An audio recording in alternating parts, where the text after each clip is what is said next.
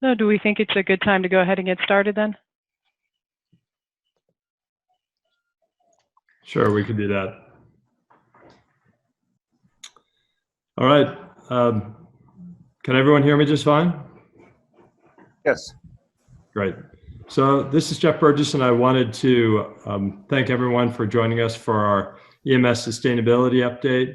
So on behalf of the NORA Public Safety Sector Council, we've been putting these together now about every 2 weeks. The idea is to have a fairly brief meeting of 30 to 60 minutes, and we'll be focusing on other topics that are of importance. And obviously, COVID-19 has been a major issue for us, and so that's going to be the focus that we have now in terms of how we prevent EMS exposure. So I'd like to, again, thank everyone who put this together and everyone who's on the call. And let's go ahead and go directly to Kate Elkins, our first speaker. Good morning. So my name is Kate Elkins. I'm with the NHTSA, National Highway Traffic Safety Administration's Office of Emergency Medical Services. I am still a field paramedic, but I'm also the deputy team lead for the FEMA Healthcare Resiliency Task Force EMS work group.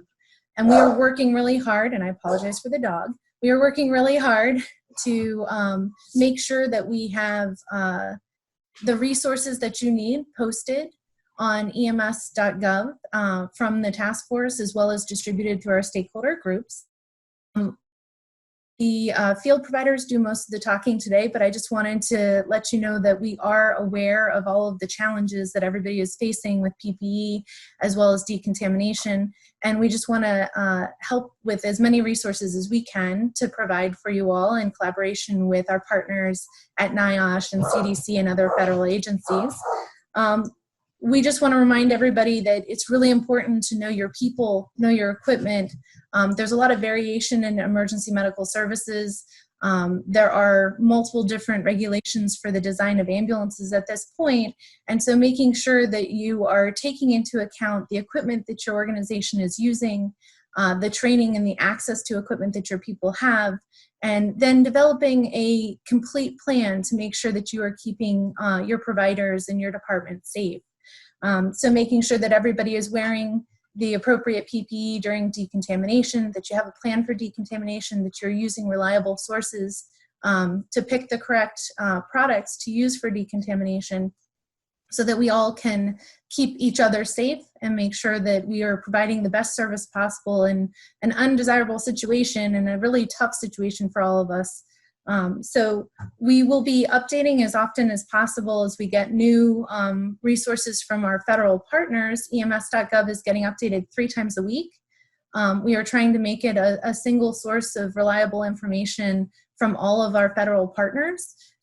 We are also collaborating within the working group to try and put together EMS focused interpretations or compilations of some of the bigger documents that we know that field providers don't necessarily have the time to digest all of the time. So as we put stuff out and it goes through the clearance process, we will get everything out to our communities as well as up on ems.gov. We are having stakeholder calls 6 times a week. We have all of that information available through the Office of EMS and ems.gov. And I don't want to take up a lot of time from those who are going to be presenting about what they've put in place in their communities. But just to let you know that with the diversity of ambulances that are out there and the diversity of equipment that's available for everybody for PPE, just to make sure that you're taking the time and having a sound plan based on sound science for your people so that we can keep everybody as safe as possible in this pandemic. So I'm going to defer to my peers from some other departments. But if you have any questions, we have an email address that is monitored both by our Office of EMS, but also it goes directly to myself as a member of the task force working group. So it's nhtsa.ems at dot.gov. It's also on ems.gov. If you're looking for it, it's on that page as well. And I will defer the rest of my time to those who have developed a decontamination plan for their departments. Great, thank you, Kate. We'll go next to Chief Kevin O'Connor, but I would like to let everyone know too that if they could submit their questions through the chat function, that would be great. And then we will get to those at the end. All right, Chief O'Connor, thank you.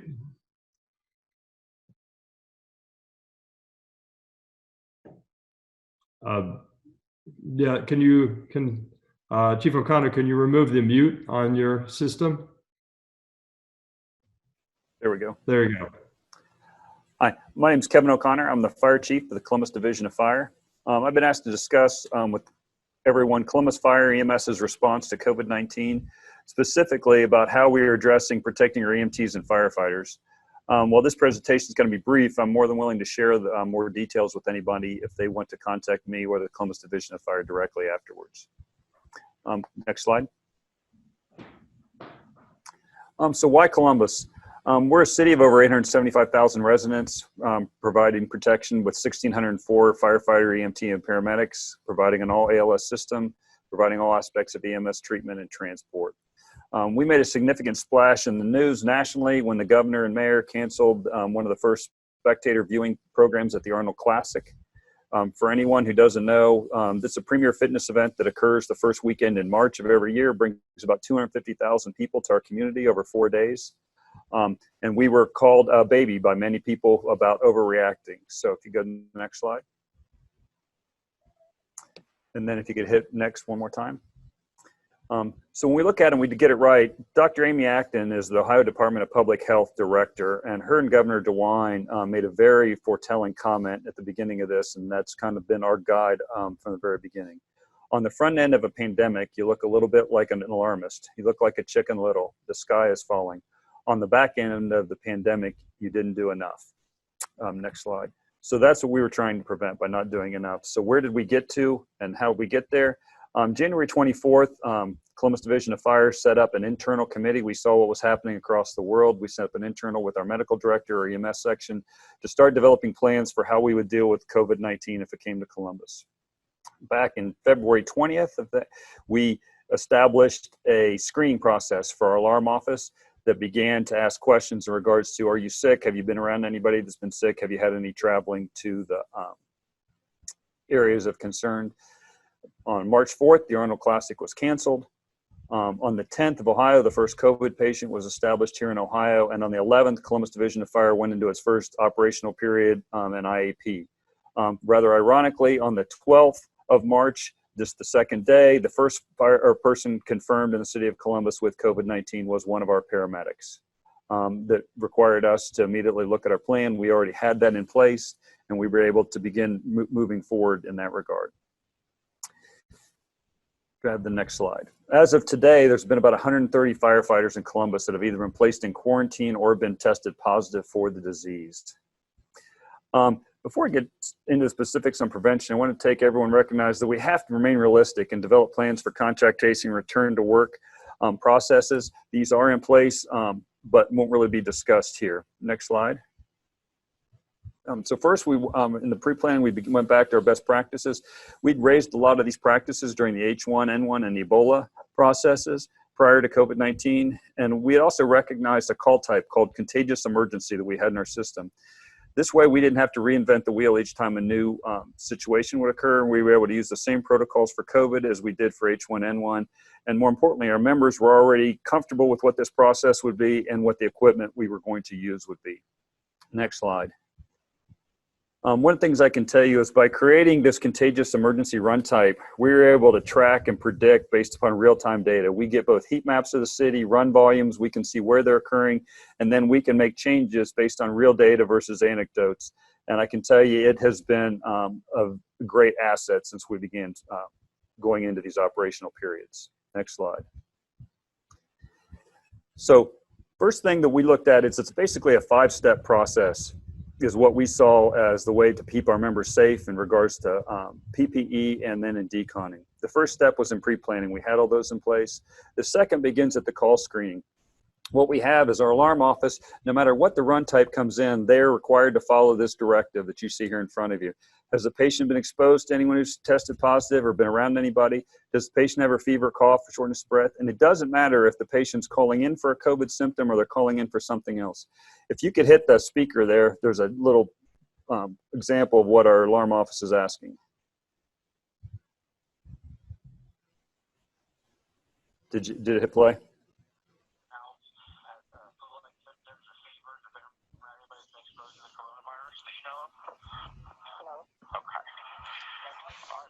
Get to the door when we get there, or somebody there that can?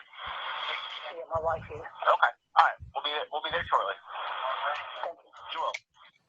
So it was a little bit hard to hear, but it went through that. This patient was calling in for chest pain, and even at the end of that call, they were asked these questions. Have you been around anybody? And then we also asked them to bring themselves to the entry point. So you can have a single entry point and also avoid contamination in the house by your personnel or by anybody else. Next slide, please. Okay, so personal protective equipment for our members is paramount. There's guidelines that have issued by the CDC in regards to what you have to do: gloves, gowns, respiratory protection. I'll kind of go into, hit the next slide. So this is what it looks like for our members. One of the things, the mandatory PPE on any patient contact without regard to the run type is that you're going to wear gloves, a respiratory protection, eye protection, and either a gown or Tyvek suit, or in this case, we're wearing our EMS 1999 or BBP approved jackets.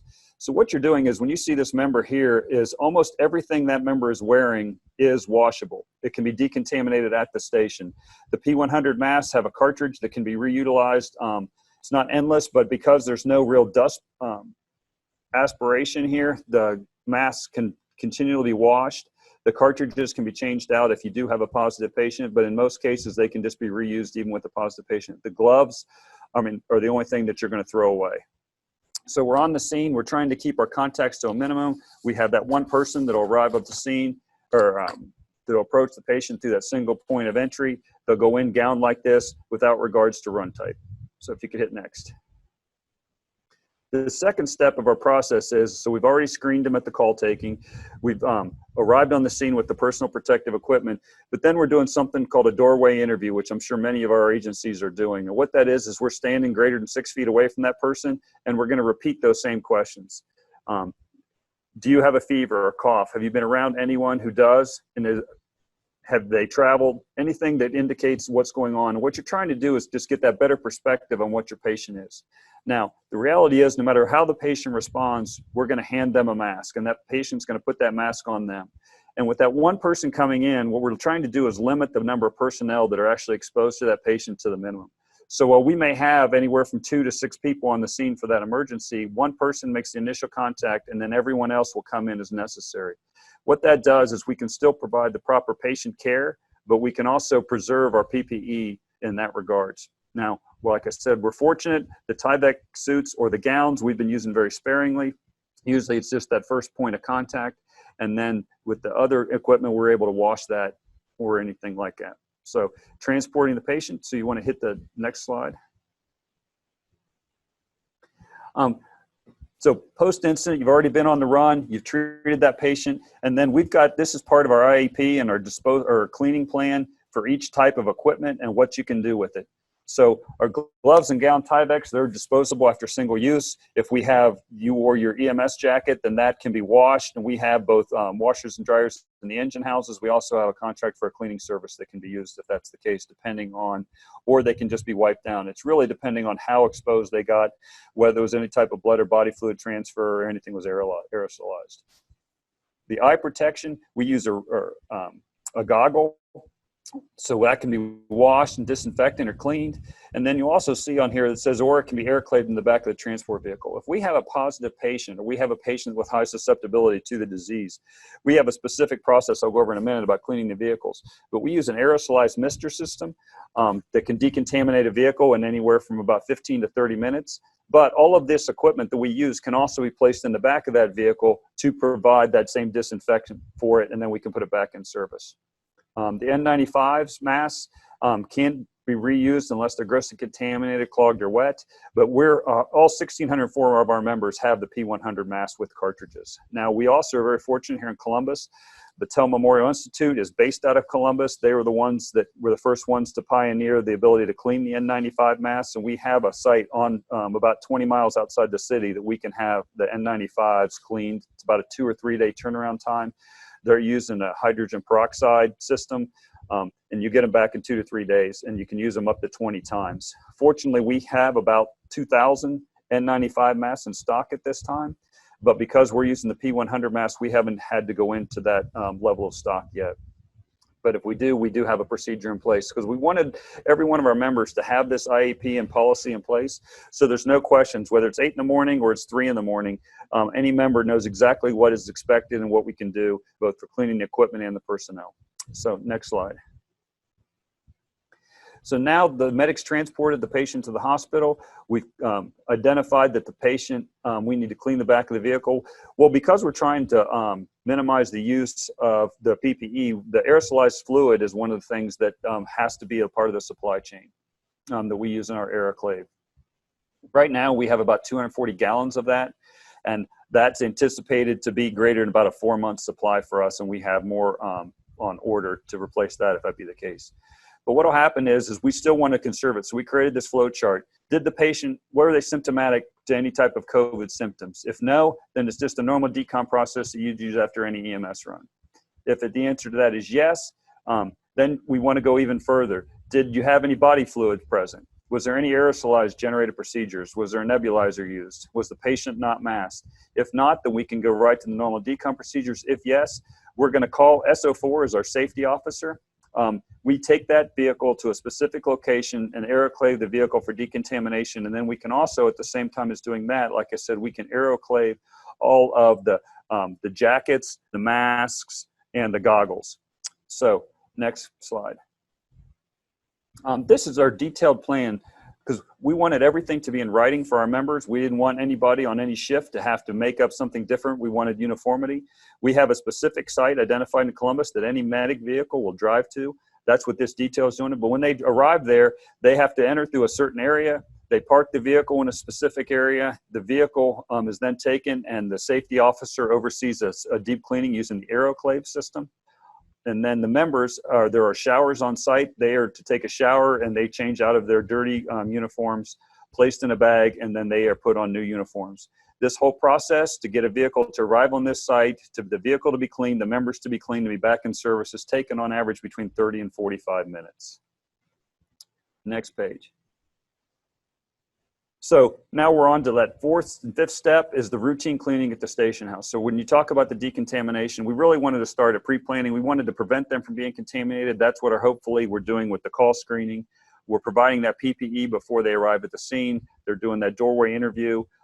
They're providing a deep cleaning of the vehicles. But then our last step is that we want to make sure that there's routine cleaning and disinfecting going on at all of our engine houses and all the high contact areas. So this is done at very specific times and then also as needed. So after morning roll call, after dinner, before morning roll call, and then it's always focused on the high contact areas. If any member becomes symptomatic during the shift, whether that's because they just have a general illness or they're developing COVID-like symptoms, that's another cause that creates the member to, the member would be sent home under monitoring, the station would be deep cleaned, and then any vehicles that they were arriving on could be aeroclaved. That aeroclave also, aerosol system, we can take out to the stations and do those areas immediately. Takes us about an hour to 2 hours to aeroclave all the areas of a station. The only area we're not using that in is the apparatus bay. We're just washing the vehicles down and washing the floors down. We're not aeroclaving just because the volume of that is just too large. And then if we have a member who actually tests positive for the disease, we go down to, we can also bring in a third-party contractor in addition to all those things we're doing above. Next slide. So like I said, what we're trying to do is look at this from a complete system from beginning to end and then a constant revision. The thing that we saw from a best practice that probably helped us out significantly was, one, is we identified a specific run type, contagious emergency, that all these runs get dispatched on. So then when we're tracking the use of PPE, we're able to follow up and make sure that our policies and procedures were followed for decontamination and cleaning. We can do that. We can also develop plans for seeing where the hot spots in the city are. And then also so we're able to use conservatively the amount of PPE that we have available to us. So I know that was really brief and short. I'm happy to share anything. They can reach out to me at KOConnor, it's KOCONNOR, at columbus.gov, or you can reach out to the Columbus Division of Fire and get in contact with me. I'm happy to share any of the plans, procedures. Sorry it was so short, but I just wanted to be specific. Thank you. Great. Thank you, Chief O'Connor. Let's go directly to our next speaker, Lieutenant Chris Yorty.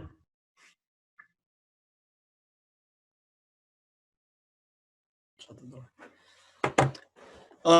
My name is Chris Yorty. I'm with Fairfax County Fire and Rescue. I am a lieutenant in the fire department. I am a field provider paramedic. I also am a suppression unit officer. I'm also joined by Captain John Price. He is our full-time infectious control officer for the fire department. He's been doing this for about 2 years now. So we're going to go over what we're doing here in Fairfax and review. Next slide. So the biggest thing, and a lot of this sounds familiar from what Chief O'Connor had to say, a lot of this is planning early. This didn't necessarily happen today or 2 weeks ago when this all started. We've been planning for these types of events for a long time. A lot of our documentation and a lot of the stuff that we have in place have been in place for years. So it's just adapting to what the current events are. Next slide. So in Fairfax County, our exposure control plan is updated annually in accordance with OSHA. We maintain that. That's our bloodborne pathogens thing. We already have established relationships and partnerships with infectious disease physicians, the Fairfax County Health Department, Public Safety and Occupation, and then members of ER staff. We also have a set process out for record keeping for infectious disease and require a bloodborne pathogen. So a lot of the information that we needed for base education for our providers was already in place before we started this, going down the COVID-19 alley. Next slide, please.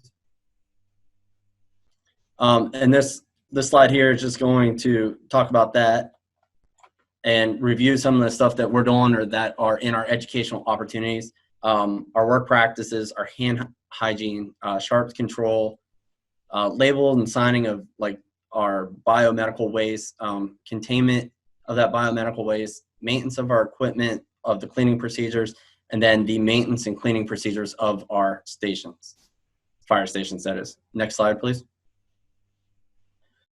So preparing for this, talking about it with our infectious control physician, we had to make a determination because if you look at the slide here, the slide, what it illustrates is this is the inside of one of our medic units, and this would be directly behind a captain's chair. For you can see the CAD in the background. The arrow, what it's supposed to be pointing to, is a piece of plexiglass that we added into our ambulances to help reduce the transmission or airborne products to be coming back and through. So, and that plexiglass is then sealed. It has a sealant around it, and it's not the end all be all. It's just to help reduce transmission that may occur. Next slide. One of the big things that we were involved with on this is we went through and we started reviewing the vehicle recommendations, so that come from the manufacturer of how we're going to clean them, what products would be a good thing to look at, and what would hurt, because electronic systems and some of our newer medics, the touch screens and stuff like that, can be damaged by some of the commercial chemicals out there. So we went ahead and reviewed what was appropriate for what we have. We also reviewed the CDC's cleaning recommendations and the EPA's approved chemical list. In the next couple slides, I actually have those for us. And then we use this information to make our determination on what our best practice in Fairfax was going to be. Next slide. So this, I put this on here so everybody could see the website up in the right-hand corner there. This is the EPA's list of disinfectants. If you haven't looked at this, it's a great resource. It allows you to look up specific chemicals by name or by their EPA number to determine their effectiveness on COVID-19. So if you haven't done that, great resource. Next slide, please. Just like Chief O'Connor was saying from Columbus, we also changed our dispatch protocol to it, and this is the section on the left is just a part of it. We are pre-screening all of our calls from dispatch when we respond to them. We are also doing the doorway assessment upon arrival. And this is just to give our providers a heads up coming from dispatch that, hey, the patient you're running may be infected by COVID-19, and you need to increase your index of suspicion before you go ahead and interact with that.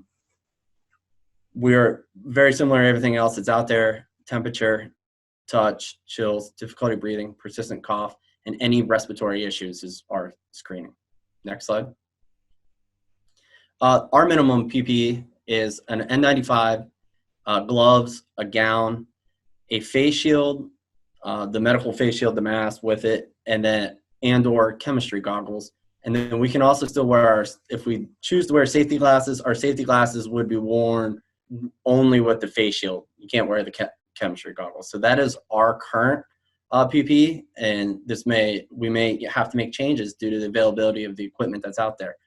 So that is something with the PPE that we're always evaluating our current status of how much we have, where we're going, our burn rate, as we refer to, how much we're using daily, how much we're using weekly, and what we have in stock.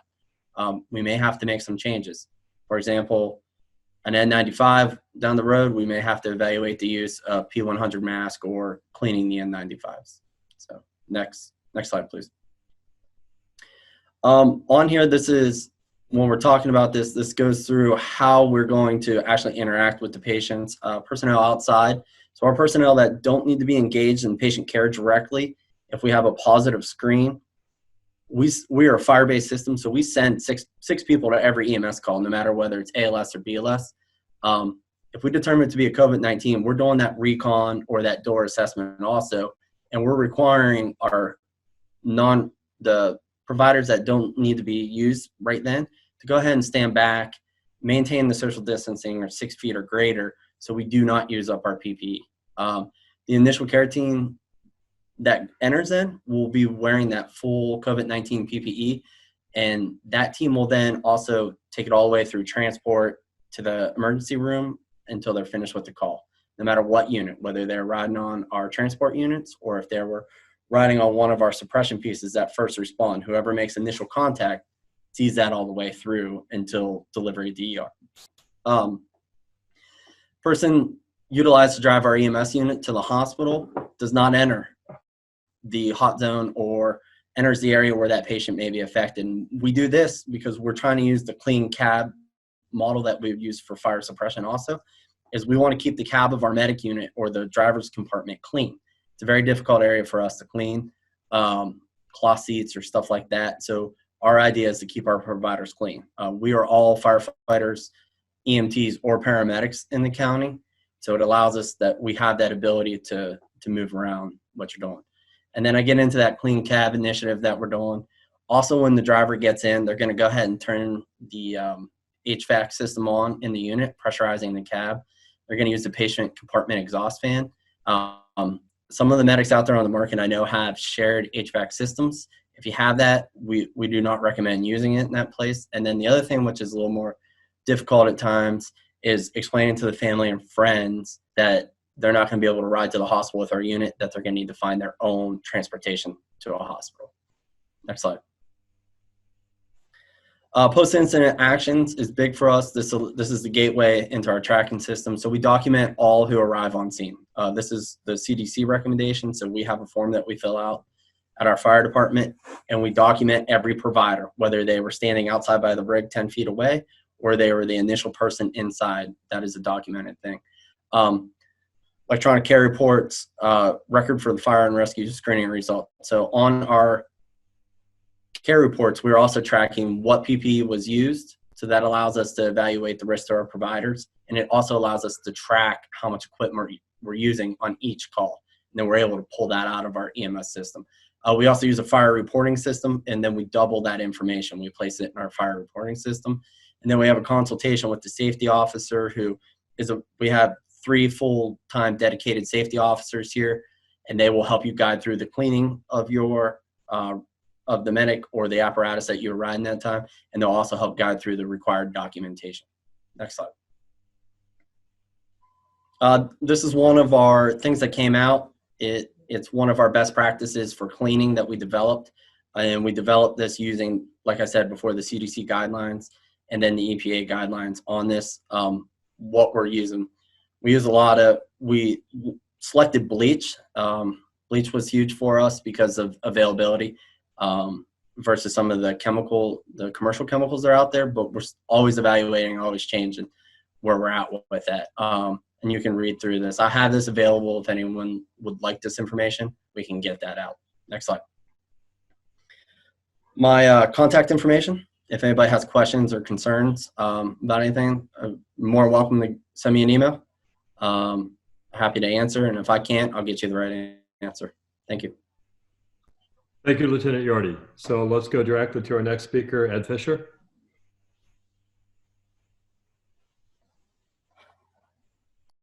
Okay, can everyone hear me fine? Yes. Okay, so I'm Ed Fisher. I am a biologist with NIOSH and PPTL. I'm going to talk about respirator decontamination. Next slide. So given the current N95 supply issues, NIOSH has recommended implementing the following 5 strategies. The first is optimize the supply of N95s through using all steps in the hierarchy of controls. The second thing, use NIOSH-approved alternatives to N95 respirators where feasible. That would also include elastomerics and PAPRs. The third thing, use stockpiled respirators beyond their designated shelf life and comparable respirators complying with international standards. The fourth thing would be to extend the use of N95 respirators when alternatives are not available. And then finally, decontaminate and reuse N95 respirators. And while these strategies do not adhere to the typical standards of care in the U.S., they reflect the current realities of on the ground as a result of the COVID-19 pandemic. Next slide. So before resorting to decontamination of an FFR, the CDC suggests practicing limited reuse, which is using the same N95 respirator for multiple encounters with patients, but removing it after each encounter. But obviously, self-contamination during this process is a concern. One way to reduce the risk of self-contamination while conserving supplies would be to issue each healthcare worker 5 FFRs and have them use one each day. At the end of the day, they would place the FFR in a breathable bag, and then they would rotate the order of use so that there is a minimum of 5 days between each use. And the thought behind this process is that it may provide enough time for the SARS-CoV-2 to die off between uses. This was just based on one study that was published in the New England Journal of Medicine that showed that SARS-CoV-2 survives up to 72 hours on surfaces. 72 hours was for a hard surface. For porous surfaces, it was a lot less. We are currently looking at this and validating this, studying the viability of SARS-CoV-2 on respirators, 5 models, and that work is being conducted by Patel. Next slide, please. Decontamination and subsequent reuse of FFR should only be practiced as a crisis capacity strategy when supplies are running low. An effective FFR decontamination method should reduce the pathogen burden, maintain the function of the FFR, and present no residual chemical hazard to the wearer. And NIOSH and NPPTL and others have assessed the effective decontamination methods, specifically for FFR filtration efficiency, FFR fit, and a little bit about the antimicrobial efficacy. Next slide, please. So how should decontaminated FFRs be reused? So that would depend on the confidence in the performance of the decontaminated respirator. When there's information from the manufacturer or a third party that shows that the respirators can be successfully decontaminated without impacting respirator performance, then FFRs decontaminated following these recommendations can be worn for any patient care. In the absence of such information about the effective decon method on the FFR performance, the FFRs can be reused, but they should not be reused in the presence or while conducting an aerosol generating procedure. Next slide. So now I'll go into some of the methods that CDC has, or NIOSH, CDC, and others have looked at, and what we have identified as the most promising methods. For our most promising methods, we consider vaporous hydrogen peroxide, ultraviolet germicidal radiation, and moist heat as a methods that should be looked at by researchers, decontamination companies, healthcare systems, and individual hospitals. Focusing on their efforts on these as we find those to be most promising. And why are they promising? There's at least for vaporous hydrogen peroxide and UVGI, there's demonstrated antimicrobial efficacy with various viral and bacterial challenges. We also have that with moist heat, but with the first two in particular, I think there is now some data related to SARS-CoV-2 specifically. And with these methods, we found limited detrimental effects to FFR filtration and fit. And now, currently, there are 4 vaporous hydrogen peroxide methods authorized by the FDA through the emergency use authorizations for reuse by healthcare personnel during the COVID-19 pandemic. And that is as of April 15th. Next slide. Steam treatment and liquid hydrogen peroxide are also promising methods. The limited number of studies for microwave-generated steam reported a minimal effect on FFR fit and filtration and produced reductions in H1N1 and bacteriophage MS2 up to 99.9%. The problem with the generated steam is we looked at methods using the microwave to generate the steam. We did this because we thought it would be the most convenient method.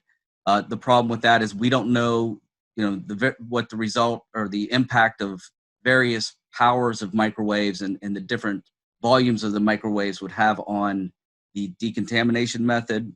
And the second thing is we know that some people were employing these methods, trying these methods, and they noticed that some of the nose bands caused arcing within the microwave.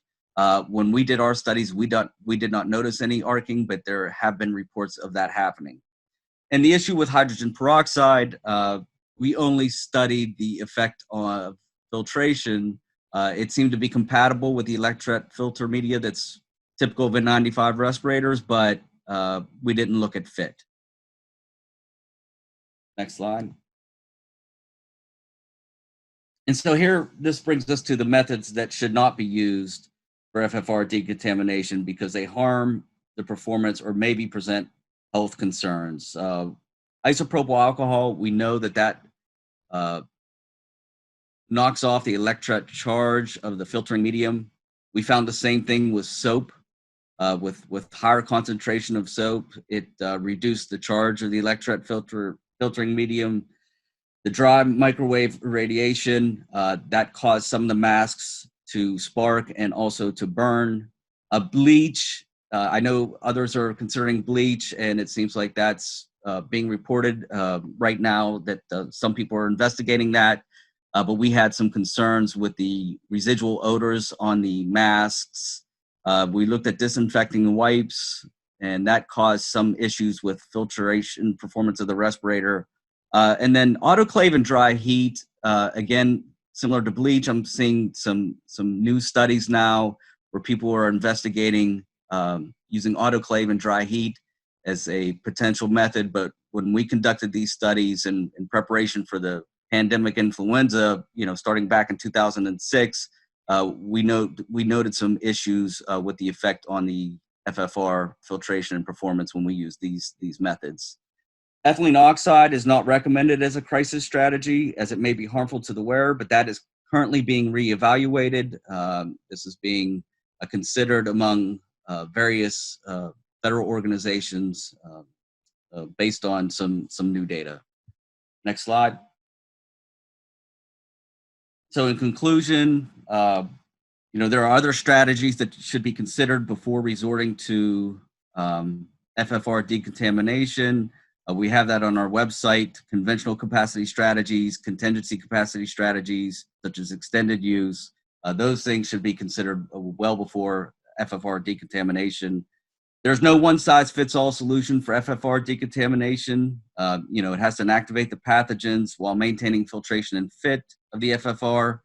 We think VHP, or vaporous hydrogen peroxide, seems to be the closest to a universal method compared to the other methods, but that's still being evaluated as well. Some FFR decontamination methods are more promising than others, and I listed some of the reasons why, in particular because the effect of FFR filtration and fit. Next slide, please. So this takes us to our elastomeric half mask respirators. Elastomeric respirators have always been an alternative in the EMS community, and our focus during this response has been integrating the use of these devices into the healthcare community. Since manufacturers generally do not recommend decontamination of elastomeric filter cartridges after exposure to pathogens such as SARS-CoV-2, we have assessed the available literature and best practices to provide the most updated information to the user community. The information is available on the CDC webinar link provided here, and further guidance will be updated on the CDC website to describe the recommended decon procedures for elastomerics as well as PAPRs. Next slide.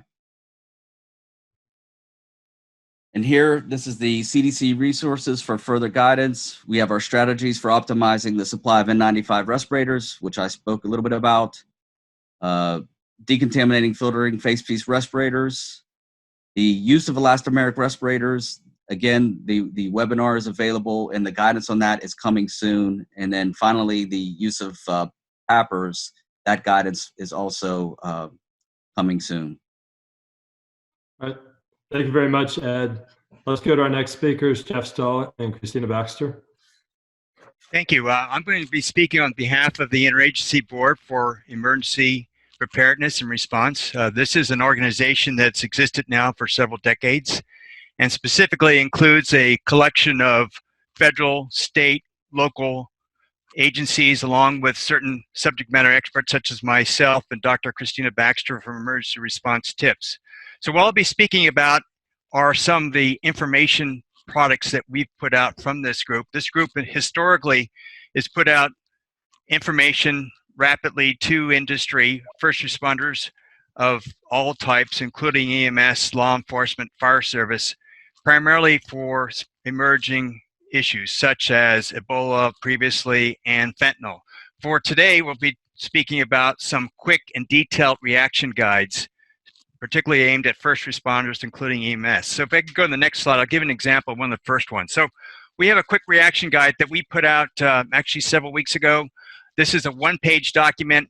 I've captured a table here which shows specific types of recommendations where we try to categorize the types of PPE for specific types of protection, whether it be for respiratory or dermal protection, and indicate what those products can be and what kinds of standards they should meet. And obviously we realize that the ideal or preferred category isn't always attainable, so we list what the minimum are, and then we also identify other factors. But the idea here is to have something that's very straightforward, can easily be read and understood, and applied by first responder organizations. So if I can go to the next slide. So behind this quick reaction guide, we have a detailed reaction guide, and specifically this gives all the supporting evidence. We have various papers and details that are referenced. The CDC guidance is referenced, EPA guide on disinfectants, those sorts of things come out of this specific guidance. And in fact, on the next slide, I'll show you some of the content. So we have, again, if we explain to use a particular type of PPE or to undertake a certain type of decontamination, we're going to explain what that is, what the relative effectiveness is known through the research or literature that exists, and link to CDC guidance where guidance is possible. There is pages of cited research papers for those that want to develop into that level of detail. And again, this is for backing up the specifics in the quick reaction guide. So this particular guide for protection and decon covers considerations for selecting and using PPE, involving respirators, eye and face wear, protective apparel, as well as decontamination applied to those items, and cleaning and sanitization and disinfection. So these are all areas that are emerging concerns, and there's a variety of best practices out there. But the other thing we're trying to point out is that, as been previously illustrated already, there's many claims that are being made. I think some of them are obviously intended to be genuine, but they're not always supportable, and so it's important to decipher that, and this guide is intended to provide that level of information. The other parts of this guide go down to how to specifically select a disinfectant, how to use certain types of disinfectant applications, approaching fire stations, waste management, and other issues that go along with this. So if I could have the next slide. So another quick reaction guide that we put out is essentially following the CDC recommendations that were just described by Ed Fisher, where you have varying levels of supply issues where, first of all, the ideal situation when the supplies are low and when they're actually depleted. And again, trying to put this in a format easily read, understood, and digested by a first responder organization. We have a backup paper for that. I'm not going to cover that today, but this is essentially a rendition of trying to put out easily understood information to the EMS and other first responder agencies. So I can go to the next slide. So one of the things that's come up is obviously firefighters, if they don't have covers, gowns and whatnot, and many of them are starting to respond in their turnout gear, what should that system look like? And also, and very much concern right now, is should there be how these types of products can be used and reused. So we have some basic information that indicates how turnout gear, if it's the last resort for an organization to be responding in, or if that happens to be what they're wearing on a call, how to deal with that, what its protective levels are, and the specifics relative to its cleaning and care. If we go to the next slide, we have essentially a series of very specific procedures following consensus standards, NFPA 1851, which I'm going to add is being rapidly modified to address emerging issues for COVID-19 on the part of the NFPA committee responsible for that standard. And we are working towards other things like looking at, are there possible field disinfection type methods that could be effective? And there we have to be really careful, obviously, because we have the situation, obviously we don't want to compromise the PPE, as Ed Fisher showed, that you can ruin certain items of PPE if inappropriate practices are applied. It certainly also can't leave residue that might cause other health issues, and certainly it has to have some form of efficacy. So there's work that's going on, coordinated by the IAB or with the IAB's insight, that's looking at that particular issue in the field right now. And we're looking at other things specifically aimed at other types of first responders, whether it be law enforcement first responders. And lastly, because there's been such a myriad of PPE that's entered the marketplace, and some of it, again, well-intentioned claims, some of it somewhat dubious. There's a lot of counterfeits. Trying to get an understanding out there that, again, it's quick and easy to see whether a product might be counterfeit, what resources you can go to understand whether the product is legitimate and has appropriate performance claims relative to its use. So all this information is available on the IABA website. Again, the IABA has been a resource that's been around for decades. It includes primarily first responders representing levels at federal, state, and local, plus subject matter experts, and we're glad to be able to provide these resources to this community. Thank you.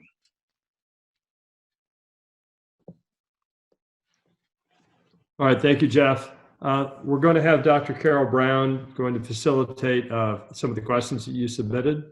So if she could select some and we could share them among the participants. Carol? Thanks, Jeff, and thanks to all of the speakers today. We have a few questions that have come in. If you have others, please use the Q&A feature to submit other questions. This question was for Ed, but if other panelists want to jump in, please do. Can you discuss the use of UV light for FFR decontamination? I'm sorry, can you repeat the question? Sure. Can you discuss the use of UV light for FFR decontamination? Yeah, so we did a few studies with UV light, and obviously some of our collaborators have also published on UV light. What we were finding is about doses between, say, 2 and 5 joules per square centimeter applied to a respirator. We're able to inactivate anywhere between 3 to 5 logs of influenza, H1 influenza that we were testing. We did some preliminary studies using MS2. We were able to achieve a 3 to 4 log in that as well. We were able to measure UV light transmittance through the layers of the FFR. So, one of the concerns is the shadowing effect of all the layers. So it has to be considered a surface decontamination. But we did show that some of the UV light is able to get to the filter medium as well. But we can't, we don't know if it's inactivating all the viruses that are caught within the web of the filter medium. The one last thing that I'd like to point out is Bill Lindsley published a paper where he showed that he tested, I think it was 950 joules per square centimeter, which is obviously a lot higher than the 2 to 5 joules that we used. And the respirator was able to maintain filtration, although he did note that some of the materials seemed to lose their integrity. But that dose is a really, really high dose. And what that speaks to is that the UVGI would be able to be applied to the respirators multiple times at that lower dose, the 2 to 5 joule range, without effect in the filtration performance of the respirator. Thank you. This question, I think, is directed towards Kevin or Chris. What are your thoughts on utilizing a sprayer for disinfecting the back of an ambulance versus a fogger type after transporting a suspected or confirmed COVID-19 patient, or after using aerosolizing treatments or intubating? We've looked into both. We actually have the Airless, can't say the word right now. And it gets better coverage because it goes vaporized. It can get into all the basically nooks and crannies. The manufacturer does say you can put it on with a sprayer, but the issue with that is you use more to do that. It's not aerosolizing. There are in some places that you may overtreat in some areas and undertreat in other areas. I don't know if Chris had any other experience with it. No, we have the similar response. We've evaluated both, and it's a sliding thing. It's a product thing too for us. What's available out there. Initially, when the plan went in, the plan always changes. Keep that in mind. You also have to look at how long your product's going to be available and how much is out there too. So that's one of the challenges with those type of models. So I agree with the chief on that. Thank you both. Let's see. Ed, I believe this one is directed to you as well.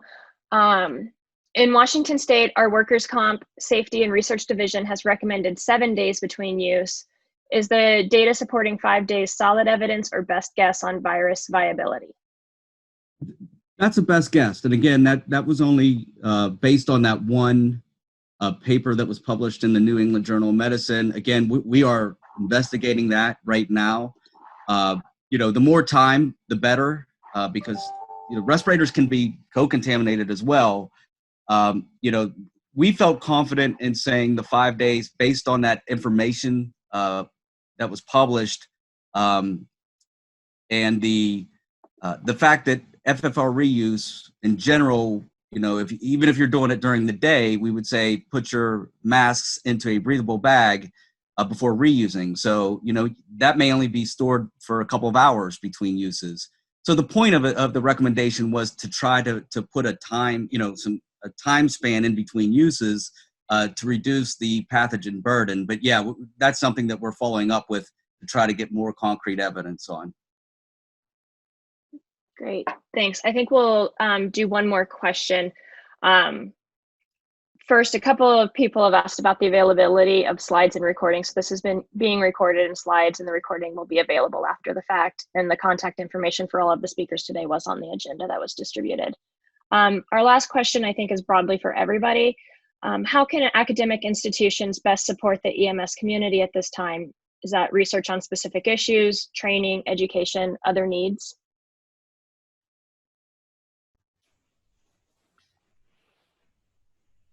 Chief? I'll kind of speak up first, I guess. Okay.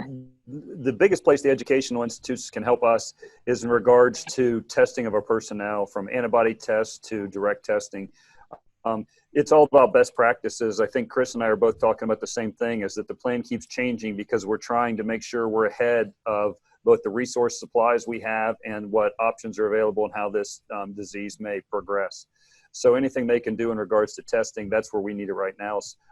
Here's ideally what I'd like as fire chief. I'd like my members to do an antibody test or an instant positive negative test at the start of every shift, and then we could identify people, and what that does is prevent them from infecting others. What we don't want is one person to come in and basically wipe out a whole station because they came in positive.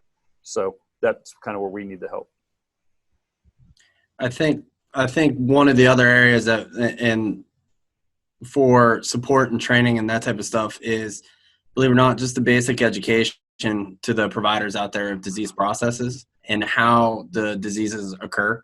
And by having that, that also helps eliminate the fear, because even though we're fire departments or EMS agencies, as we're going out and handling things, having that availability of the facts of how, a disease, basic disease prevention of how it occurs and it moves forward, I think helps reduce the fear and anxiety of what our providers nationally are dealing with. I think that's a big gap that I'll educate on that. I know in Fairfax County, we do that. It's part of our annual training. I'm going to assume that, Chief, you guys do the same thing on that. But that's definitely a big gap, is having that base education of understanding how things pass between us and all that type of stuff. So. And I would just add in that the task force has been working on a little bit of that education, but I completely agree. And make it short, make it simple, make it something that you can watch on your cell phone. So providers can, when they have a moment, or if they want to learn a little bit more about the basics of epidemiology, the basics of this public health methods, the basics of the biology and the virology of this pathogen, but also others. It's not something that's only going to apply now. If we build up a bank of these short, easily digestible, ideally with pictures and the science behind it, education pieces that are easily attained by anybody, whether it's a small volunteer organization on an Indian reservation or a big metropolitan city, and that is from a reliable source with reliable information of the science and the basics, it really helps. I think that sometimes the challenge is that each of these departments, including my home department, they're trying to build their own while they're in the middle of this crisis. If we had these academic institutions handing all of these departments reliable, easily digestible, and designed for more of the basic healthcare provider level or layperson level, I don't want you to be talking down to our providers. They're well educated, they do really good medicine, but don't expect that they have a doctoral level of virology behind them, and so that it's really usable. Great. Well, I'd again like to thank all the speakers today and the individuals that joined this webinar, and let everyone should stay tuned. We'll have an agenda out for a meeting in about 2 weeks' time as well. So thank you, everyone, and have a good rest of the day. Please stay safe.